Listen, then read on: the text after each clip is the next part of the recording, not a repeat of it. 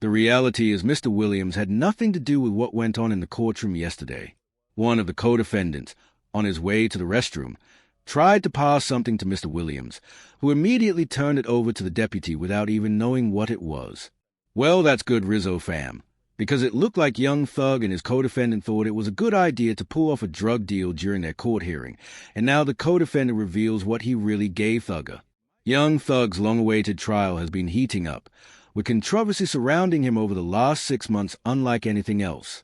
Thug and his co-defendant showed up in front of a judge in open court for a hearing, and for some reason Thugger was handed some drugs that were instantly confiscated. So how in the world did that actually happen, and what were the consequences?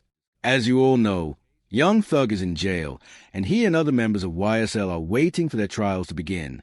YSL was slammed with a RICO indictment last year, and it's been quite a spectacle since then. It's not fully confirmed yet, but prosecutors are pushing to prove YSL is a criminal gang and not just a record label. Plenty has gone down since, from the poor conditions Gunna and Thugger are living in behind bars to the plea deals taken over the last few weeks. YSL members have been going through tough times, but this incident is just ridiculous. What we saw in court last week was flat out bizarre. A video surfaced online from 11 Alive showing young Thug and his co-defendant Khalif Adams in what looked like a drug handoff in front of the entire courtroom. Adams stood up, walked toward Thug, shook his hand, and slipped something into it before asking for a bathroom break. With deputies right next to him, one spotted the move immediately and made Thug hand over whatever was given.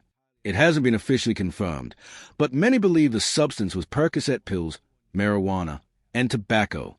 Things got even crazier when Adams swallowed the rest of the stash as soon as he realized police were onto him.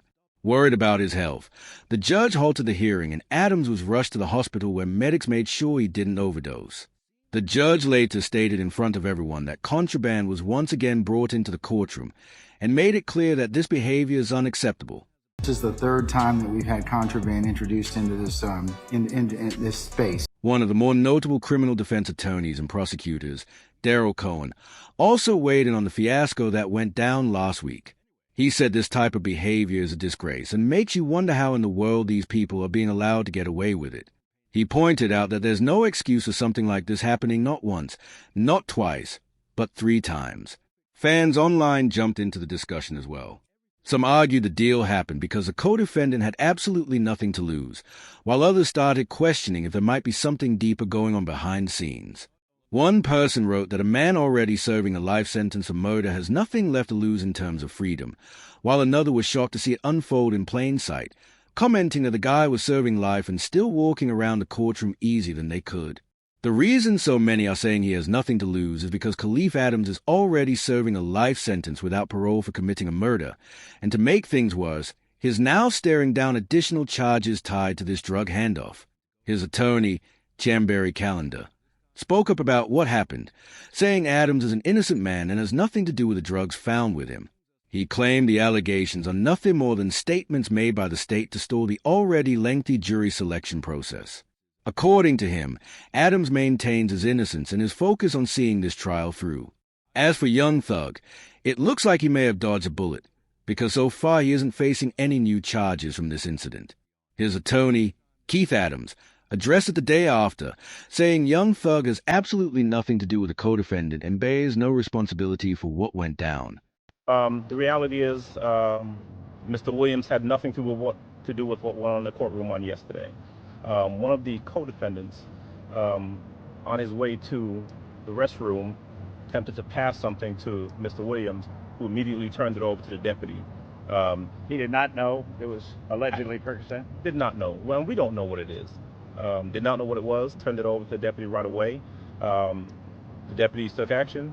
The individual who had the contraband, not Mr. Williams, was taken into the back, where I'm told he ingested whatever he had to be taken to the hospital. But it's rather obvious that one or maybe even both of them are responsible and guilty of smuggling drugs into a courtroom and trying to exchange them. Some fans online are clowning young Thug, saying he's willing to cop a perk in front of cops but won't take a plea. One person joked Thug said he'll cop a perk before he cops a plea, while another pointed out how insane it is that this all happened on camera, and yet both of them claimed they had nothing to do with it. Doing this anywhere is crazy, but doing it in court with cameras rolling is beyond belief. This entire situation surrounding Young Thug is nothing short of wild, already making it one of the most unforgettable rapper cases tied to a RICO charge. No matter how things play out in the trial, people are going to remember his name, though not for anything good. If he's so desperate for narcotics that he needs a co-defendant, who is already spending the rest of his life in prison, to hand him drugs, that says a lot about where Thug is mentally and physically right now.